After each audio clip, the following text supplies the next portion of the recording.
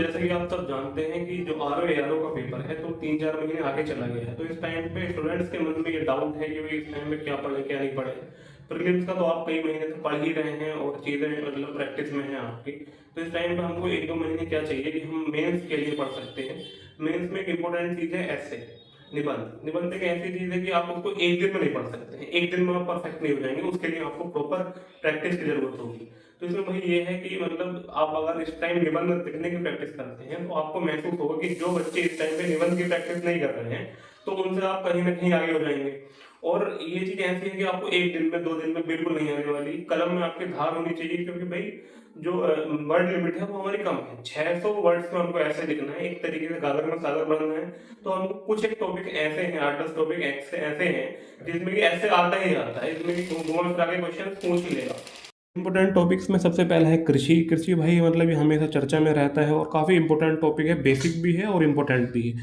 तो इसमें भारतीय कृषि की जो समस्याएं हैं, कृषकों की जो समस्याएं हैं और भारतीय कृषि की जो अर्थव्यवस्था में भूमिका है वो क्या भूमिका है, कितने लोग इसमें संलग्न हैं और कितना आउटपुट इससे निकल के आ रहा है, तो ये कहीं ना कहीं काफ़ी इंपॉर्टेंट टॉपिक है। और ज़ीरो से आपको एडवांस लेवल तक मतलब तैयार करना है और हो भी जाएगा। दूसरा है नारी सशक्तिकरण। नारी सशक्तिकरण हमेशा चर्चा में है इस टाइम में, भाई महिलाओं को काफ़ी मतलब आगे ले जाने की बात चल रही है, कंधे से कंधा मिलाने की बात चल रही है। तो ये नारी सशक्तिकरण का टॉपिक है, आज से नहीं, आज से 10 साल पहले से, 20 साल पहले से ये हॉट टॉपिक है। काफ़ी इस पे निबंध पूछे जाते हैं और अमूर्त विषय में कई बार ऐसे निबंध आ जाते हैं। तो आपको कहीं ना कहीं ये टॉपिक बहुत एज दिलाएगा। आप प्रीवियस ईयर में भी देखेंगे नारी सशक्तिकरण से कई सारे ऐसे आपको प्रीवियस ईयर में मिल जाएंगे। और दूसरा साहित्य और समाज का एक दूसरे से संबंध, ये काफ़ी अच्छा टॉपिक्स है, तो मतलब ये भी है।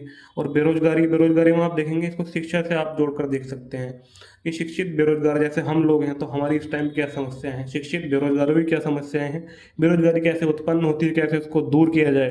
तो ये सब चीज़ें हैं। और दूसरा प्राकृतिक आपदा और प्रबंधन। भारत में आप देखेंगे कि विभिन्न भौगोलिक परिस्थितियों का जो है क्षेत्र है भारत, तो इसमें आपको विभिन्न आपदाएं देखने को मिलती हैं। बाढ़ है या मतलब चक्रवात की समस्याएं हैं या मतलब भूस्खलन होता है।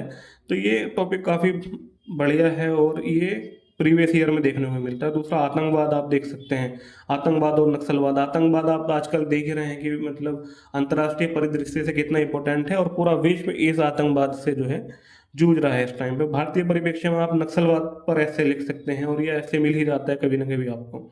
नक्सलवाद में आपके कौन कौन से राज्य प्रभावित हैं, क्यों हैं, कब से इसकी शुरुआत हुई। और दूसरा जलवायु परिवर्तन। भाई इस टाइम पे जलवायु परिवर्तन हो ही रहा है, आप किस तरीके से देख रहे हैं, बिना वक्त बारिश कहीं भी बाढ़ आ जा रही है, तो इसके क्या प्रभाव हैं और आने वाले समय में इसके क्या प्रभाव हो सकते हैं, कैसे जो ग्लेशियर हैं वो पिघल रहे हैं और उन ग्लेशियर से क्या नुकसान हो रहा है।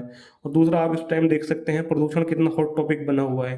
प्रदूषण एक ऐसा मतलब कॉमन टॉपिक है जो काफ़ी टाइम से इस पर क्वेश्चन आता है। और दिल्ली में कितना इस टाइम जो है प्रदूषण हो रहा है। और दूसरा जो मतलब दिल्ली है तो विश्व की सबसे बड़ा जो प्रदूषित शहर है, सबसे ज़्यादा प्रदूषित कैपिटल है वो बन चुका है। और सबसे बड़ा भारतीय शहर आप देखेंगे जो विश्व का सबसे बड़ा प्रदूषित शहर है तो बेगूसराय है। तो कहीं ना कहीं ये टॉपिक चर्चा में भी रहता है और कॉमन टॉपिक भी है। इससे आपको जीरो से लेकर एडवांस लेवल तक का जो है ऐसे मिल जाएगा। वर्तमान में भारतीय विदेश नीति क्या है, इससे ये मतलब काफ़ी इंपॉर्टेंट टॉपिक है।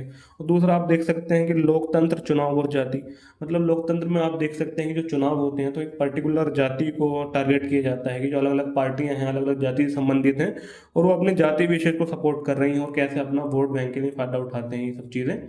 तो वही ये टॉपिक्स आपको देखेंगे कि कहीं ना कहीं आपको एग्जाम में एज दिलाएंगे और काफ़ी महत्वपूर्ण टॉपिक हैं। और इन टॉपिक्स से बार बार ऐसे आते हैं तो आपको कहीं ना कहीं ये आपको एग्जाम में एज दिलाएंगे। और इस टाइम में 2-3 महीने का टाइम है, तो आप शुरू के 1-2 महीने में ऐसे की पकड़ मजबूत बनाइए। इससे आपकी जो तैयारी में धार मिलेगी। और दूसरा आप सोचेंगे कि भाई हाँ कहीं ना कहीं हमारी ऐसे की तैयारी हो गई है और आप कहीं ना कहीं दूसरे लोगों से एडवांस होंगे। तो अब तक के लिए थैंक यू, मिलते हैं नेक्स्ट वीडियो में।